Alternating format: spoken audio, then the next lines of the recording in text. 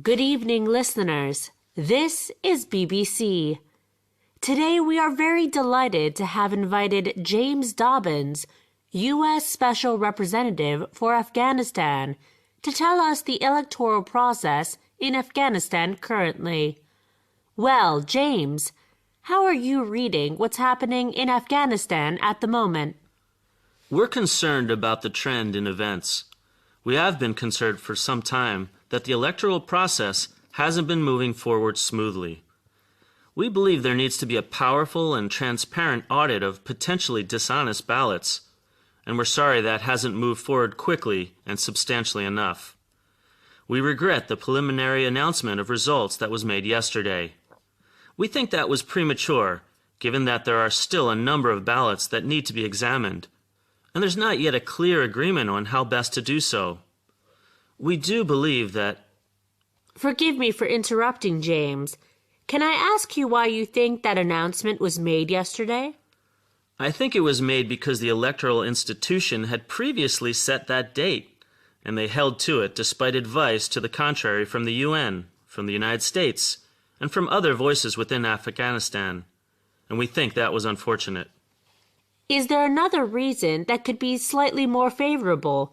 That is, they wanted to prepare the ground because if they just came out with one final result at the end of all this, then it can be pretty likely that the loser, whoever it was going to be, was going to complain because they think it is unfair. I think it's our view that they didn't have a basis for preparing the ground because there's such a large number of votes that still need to be examined, and that therefore any preliminary result might be more misleading than preparing the ground. In terms now of where this goes, we've already heard some very strong, very emotional language from the camp of the man who appears to be on the losing side of all this, Dr. Abdullah. What have you been saying to him in order to try and calm those feelings? Well, we have heard talk about establishing a parallel presidency. We made clear that the United States and its partners are not in a position to support a divided Afghanistan, that any effort to establish a parallel presidency would make it impossible for the United States and its partners to continue their financial, economic, and military support, and that the consequences for the country would be potentially quite terrible. Clearly, this is not something the Afghan population wants. It's not something they were voting for, and it's not something that they expect to happen. But it could be the consequences of an ill-considered action. This is the end of part 1 of the interview. Questions 1 to 5 are based on what you have just heard. Question 1. Which aspect of the election event is the interviewee most concerned about?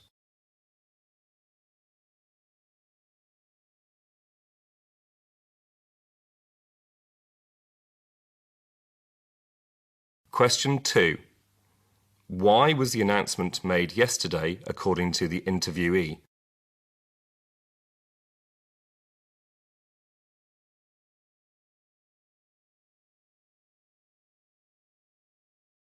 Question 3.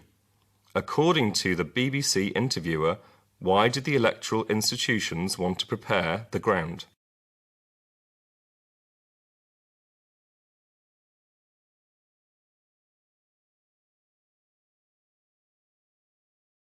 Question 4. What did the interviewee think of the BBC's reason of preparing the ground?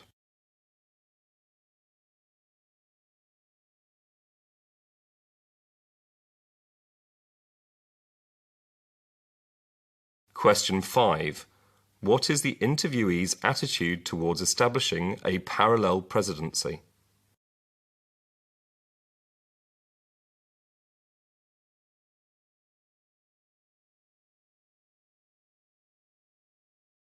Let me turn it on to the man who may end up the winner, Mr. Ashraf Ghani. What pressure, if any, are you trying to bring on him to ensure that whatever happens, he tried to include Abdullah or Abdullah's people in any future government? We're not making any assumptions about who might be the winner or who might be the loser, and we think it's premature for anybody to be doing so.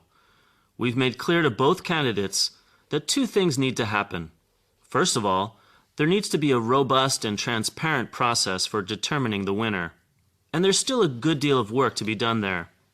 And secondly, we believe that both candidates need to begin discussing the formation of a government that would have the support of all important components and elements within the country. A government of national unity that would ensure that all of the significant sectors of Afghan society feel included.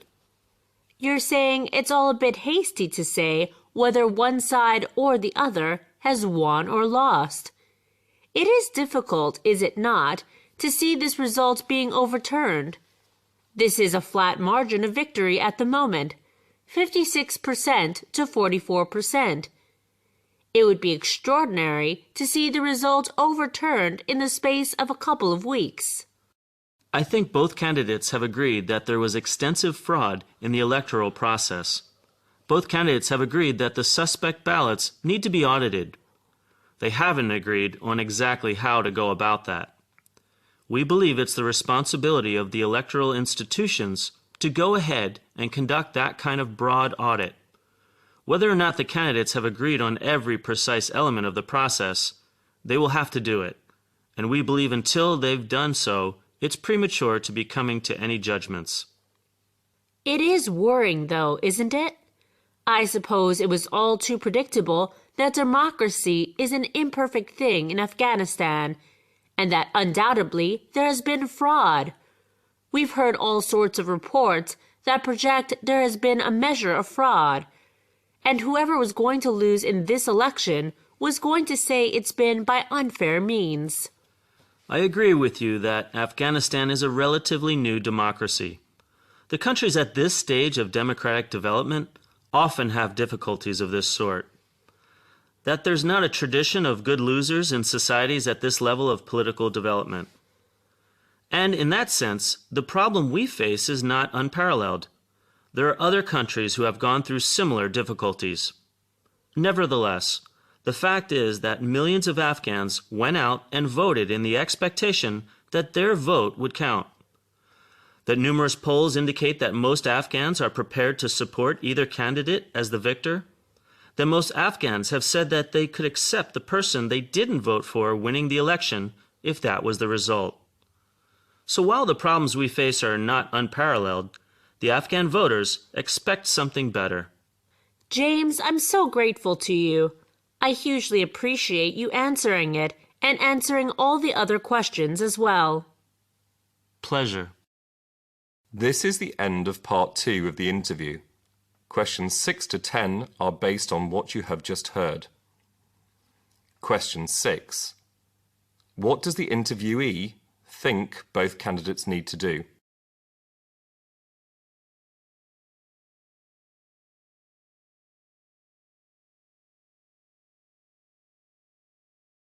Question 7. What was the margin of victory at the time of the interview?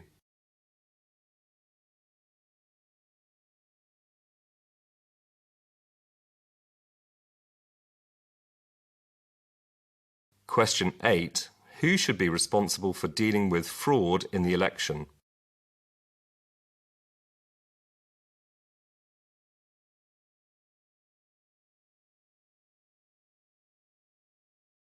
Question 9. What does the interviewee think of the problem in the Afghan election?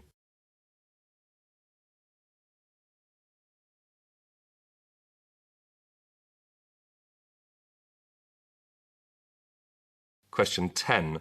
What is the interview mainly about?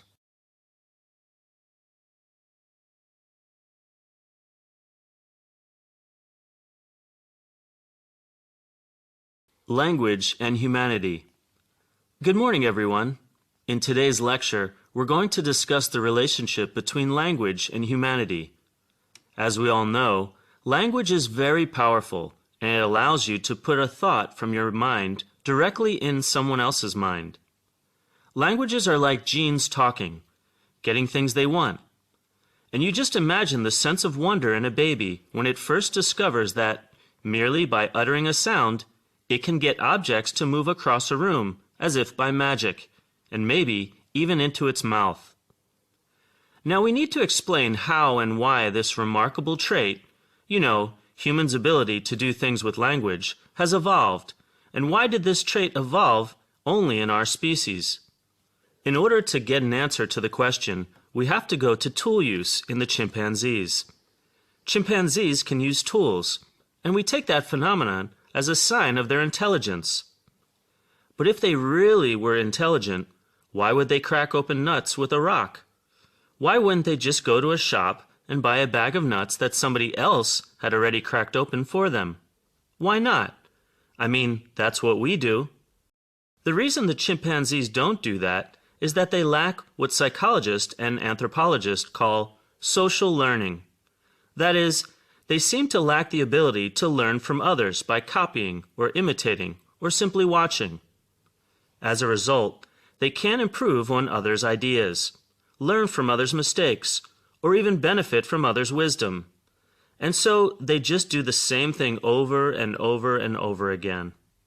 In fact, we could go away for 1,000,000 years and come back, and these chimpanzees would be doing the same thing with the same rocks to crack open the nuts.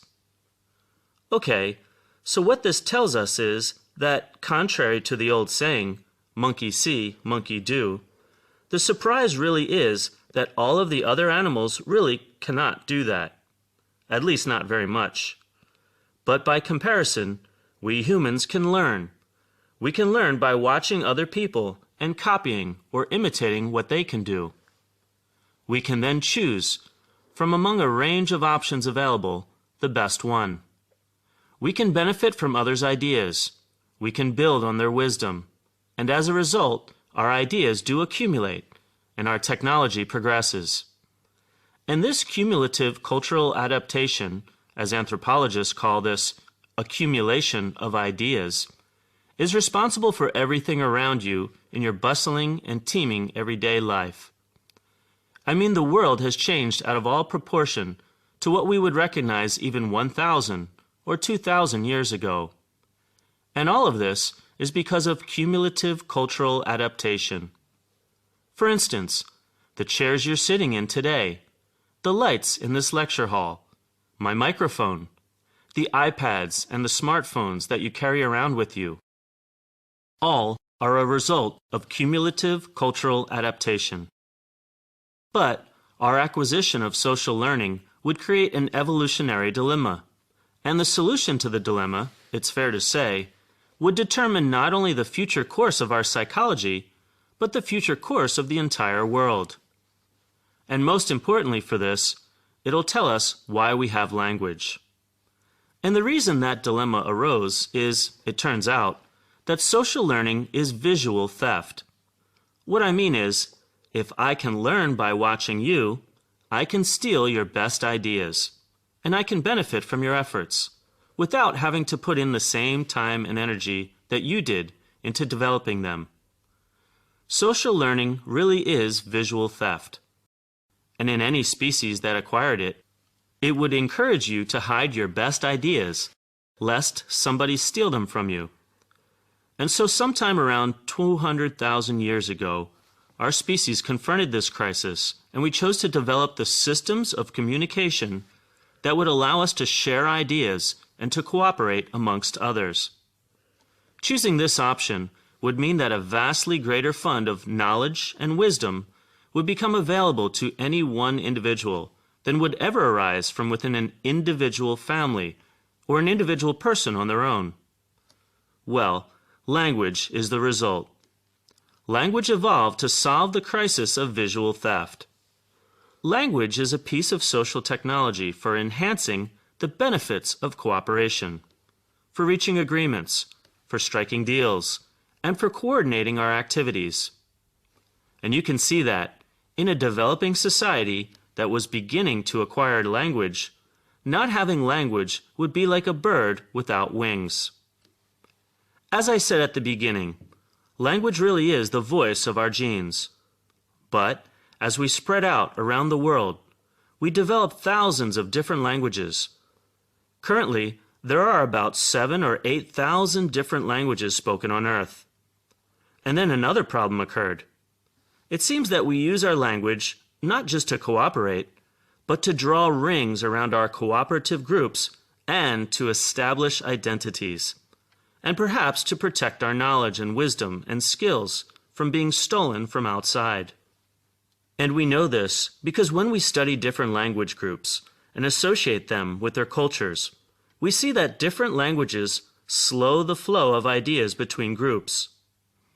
Okay, this tendency we have, this seemingly natural tendency we have, goes towards isolation, towards keeping everything to ourselves, whereas our modern world is communicating with itself and with each other more than it has at any time in its past.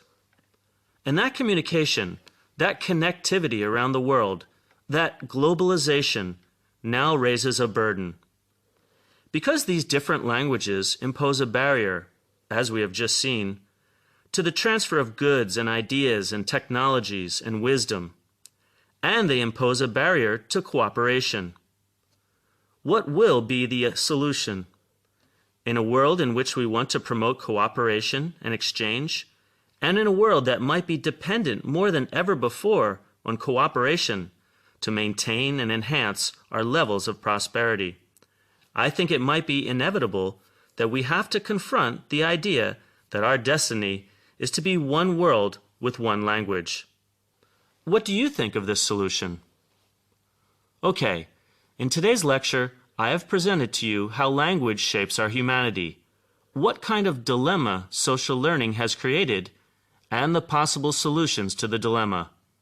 In our next lecture, I am going to talk about lingua franca and its functions.